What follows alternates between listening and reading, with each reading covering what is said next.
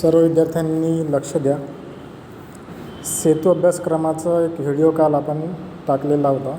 तर सेतू अभ्यासक्रमाची सुरुवात आजपासून करत आहोत. सेतू अभ्यासक्रम 45 दिवसांचा असून त्यामध्ये 3 चाचण्या घेण्यात येणार आहे. सेतू अभ्यासक्रम म्हणजे थोडक्यात मागच्या वर्षीची उजळणी आणि या वर्षीच्या इयत्तेच्या अभ्यासक्रमाची पूर्वतयारी हे उद्दिष्ट या सेतू अभ्यासक्रमाचं आहे. तर या सेतू अभ्यासक्रमासाठी प्रत्येक विद्यार्थ्याने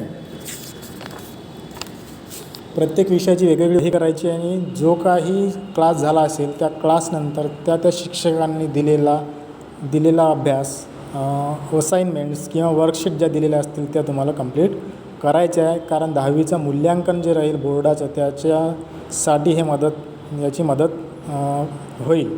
त्यामुळे प्रत्येकाला हे कंपल्सरी आहे करणं. तर आज गणिताचा जो मॅथ्सचा जो लेसन आहे संच, त्याची आपण सुरुवात करू. संच म्हणजे सेट. तर सेट म्हणजे काय, तर it is a collection of object. It is a collection of objects and it is represented by capital letters ABC up to Z. म्हणजे कोणत्याही कॅपिटल लेटरने सेट हा डिनोट आपण करू शकतो.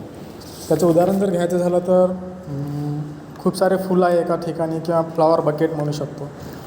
बंच ऑफ कीज आहे किंवा पुस्तकांची बुक्सची किंवा नोटबुक्सची एकावर एक लावलेली थप्पी आहे म्हणू आपण, किंवा एक सेट आहे तो सुद्धा बुक्सचा सेट म्हणू शकतो. किंवा कलेक्शन ऑफ नंबर्स हे सुद्धा एक सेटचं उदाहरण आहे. एका महिन्यातले 30 दिवस म्हणू किंवा एका आठवड्यातले 7 दिवस म्हणू, हे सुद्धा त्याचे काही उदाहरणं आहे. Clever students in the class हे सुद्धा सेटचं उदाहरण आहे. हे काही झाले उदाहरणं सेटचे. थोडीफार तुम्हाला लक्षात आलं तर आयडिया आली असेल.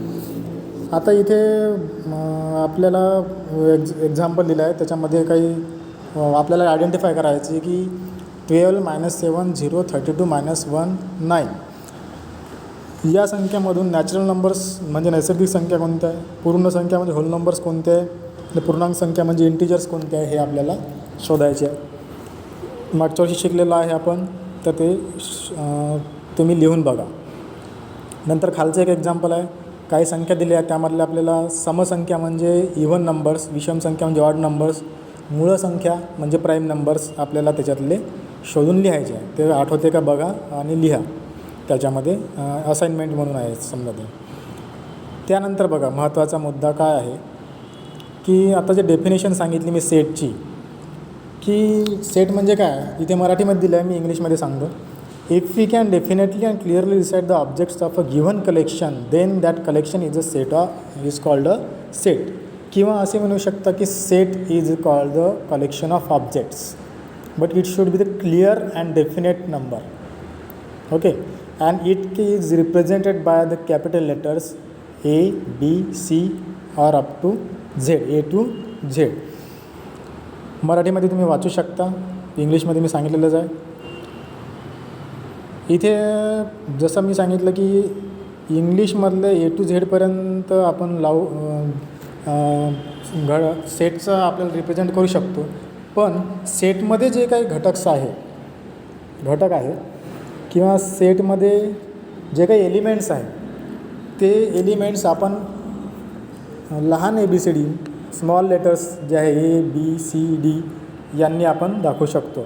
म्हणजे याच्यात महत्त्वाचा डिफरन्स असा की सेट जो आहे होल सेट त्याला रिप्रेझेंट करायचं असेल तर कॅपिटल लेटर्स वापरायचे ABCDचे, आणि एलिमेंट्स ऑफ सेट्स जे आहे ते जर रिप्रेझेंट करायचे असेल तर लहान ABCD वापरायची, स्मॉल ABCD असे इंग्रजी अक्षर आपण वापरू शकता. ह्याचे उदाहरणं जर बघितलं खाली, N is equal to it represents natural number, त्यालाच मराठीत म्हटलं जाते नैसर्गिक संख्यांचा संच. W होल नंबर, त्याला म्हटलं जाते पूर्ण संख्यांचा संच. आणि एक उदाहरण समोर दिलेलं आहे की P इज इक्वल टू इंद्रधनुष्याच्या रंगांचा संच. जसं इंद्रधनुष्यामध्ये 7 रंग असतात, तर ते जे रिप्रेझेंट केलं आहे ते सेट Pनं दिलेलं आहे. आणि इथे तुमच्या लक्षात येत असेल N, W आणि P हे कॅपिटल घेतलेलं आहे कारण ते सेट आहे. आणि जर या कॅपिटल एनमधले नैसर्गिक संख्या जर बघितल्या, ते जर एलिमेंट्स बघितले, त्याच्यामधलं काही रिप्रेझेंट करायचे असेल एलिमेंट, तर तुम्ही स्मॉल ABCD म्हणा, ते आपण वापरू शकता. आता मेथड्स ऑफ रायटिंग सेट्स हा सगळ्यात महत्त्वाचा मुद्दा आहे या लेसनमध्ये आहे. There are 2 types of writing sets.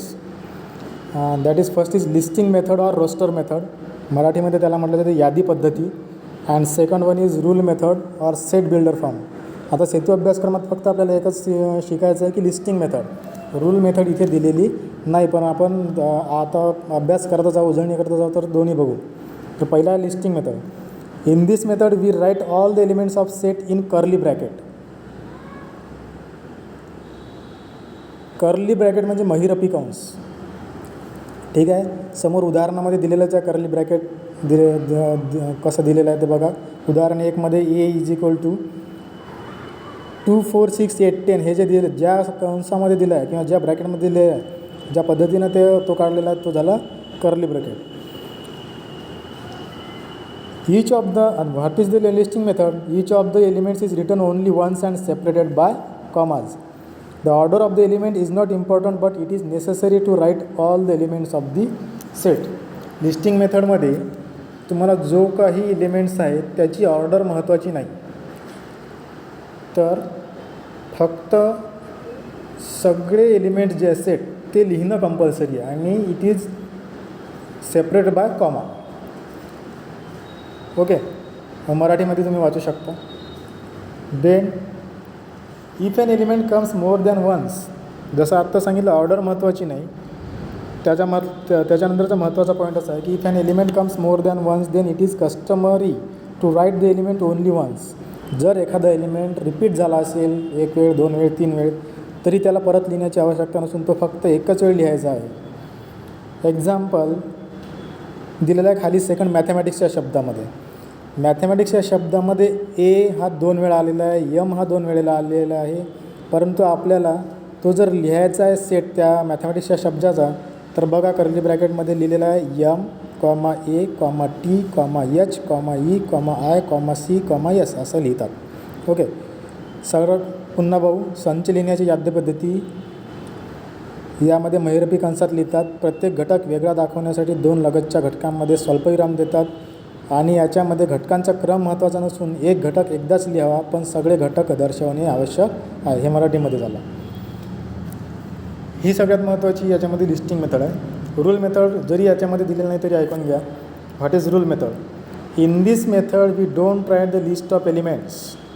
याच्यामध्ये आपण लिस्टिंग मेथडसारखी लिस्ट बनवत नसून we write only general element using variable followed by vertical line or colon and write the property of the variable. म्हणजे या रूल मेथडमध्ये आपण लिस्टिंग न करता त्याचं जे एक स्टेटमेंट आहे, जे काही बनत असेल स्टेटमेंट, त्याच्या कंडिशननुसार, सेटच्या कंडिशननुसार किंवा सेटच्या प्रॉपर्टीनुसार, व्हेरिएबलनुसार, ते आपण एक व्हेरिएबल देऊ तिथे एक्स आणि त्याला व्हर्टिकल लाईन ऑर कॉलन लिहून रिप्रेझेंट करायचं आहे रूल मेथडमध्ये. ठीक आहे, बस एवढं लक्षात ठेवा रूल मेथडमध्ये. त्यानंतर सगळ्यात महत्त्वाचा, संचातील घटकांची संख्या म्हणजे number of elements in a set. जसं आता उदाहरण बघितलं तर इथे मॅथमॅटिक्सच्या 2 नंबरचं जर उदाहरण बघितलं, मॅथमॅटिक्स या शब्दातील अक्षरांचा संच हा जर सेट बघितला, तर या सेटमध्ये किती एलिमेंट्स आहे हे बघून वाचून तुम्ही पहा बरं किती होतात. तर ते M 1 2 3 4 5 6 7 8 होतात. म्हणजे मॅथमॅटिक्स या अक्षरांचा जो संच आहे किंवा मॅथमॅटिक्स या शब्दातील अक्षरांचा जो सेट आहे त्याच्यामध्ये किती एलिमेंट्स आले आहे, तर 8 एलिमेंट्स झाले. Therefore number of elements in mathematics word is 8. This is the number of elements in a set of word mathematics. खाली पुन्हा सेकंड उदाहरण पहा. Suppose D is equal to 1 4 9 16 25 36 is a given set. So count the numbers in this given set. Number of elements in this set. Count in curly bracket. Count elements in a curly bracket. 1, 2, 3, 4, 5, 6. Therefore there are 6 elements in the set D. Therefore इथं पहा आता दिलेल्या या संचात 6 घटक आहे. म्हणजे या संच 8 मधील घटकांची संख्या कशाने दर्शवतात? n ऑफ D अशी दाखवतात. So the elements in D can be represented by small n in bracket D. Therefore it can be written as n of D is equal to 6 is written as. So number of elements in set is given as this in this example D. In this example set D. So this is the revision of lesson set. आणि हा सेटचा जरी इथं आपण घेतलेला आहे तरी 9thच्या पहिल्या लेसनमधलं बराचसा भाग तुम्ही शिकलेला आहे मागच्या वर्षी, तरी वाचून घ्यायचा. आणि खाली जे असाइनमेंट दिलेली आहे ती मराठीत आहे, मी इंग्लिशमध्ये सेंड करतो आपल्या ग्रुपवर. तो आपल्याला सोडवायची, नोटबुकमध्ये लिहायची